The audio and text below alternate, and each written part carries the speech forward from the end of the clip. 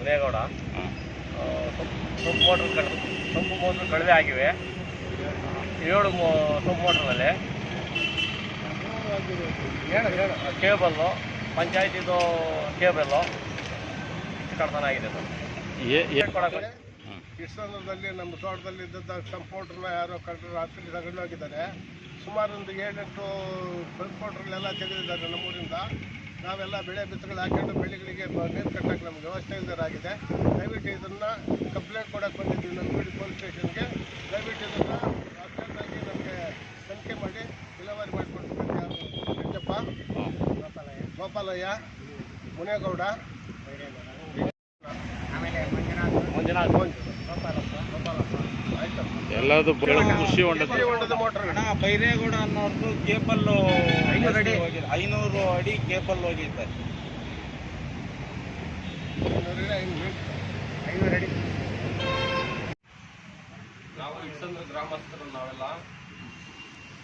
ನನ್ನ ಹೆಸರು ಶ್ರೀನಿವಾಸ್ ಅಂದ್ಬಿಟ್ಟು.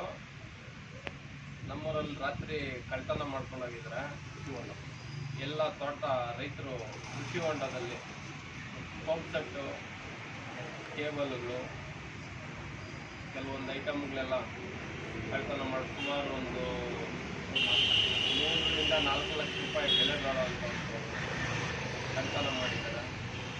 ನಾವು ಇವಾಗ ಪೊಲೀಸ್ ಸ್ಟೇಷನಲ್ಲಿ, ನಂದಗುಡಿ ಪೊಲೀಸ್ ಸ್ಟೇಷನಲ್ಲಿ ಕಂಪ್ಲೇಂಟ್ ಕೊಟ್ಟಿದ್ದೀವಿ. ಅದನ್ನು ಪೊಲೀಸರು ಬಂದು ಪರಿಶೀಲನೆ ಮಾಡಿ ಮಾರ್ಜಿನ್ ಮಾಡಿದ್ದಾರೆ.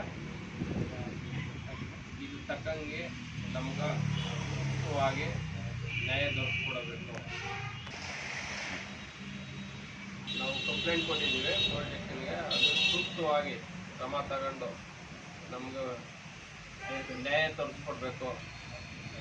ಮತ್ತು ಸರ್ಕಾರದಿಂದ ಸೂಕ್ತವಾಗಿ ಪರಿಹಾರ ಕೊಡಬೇಕು.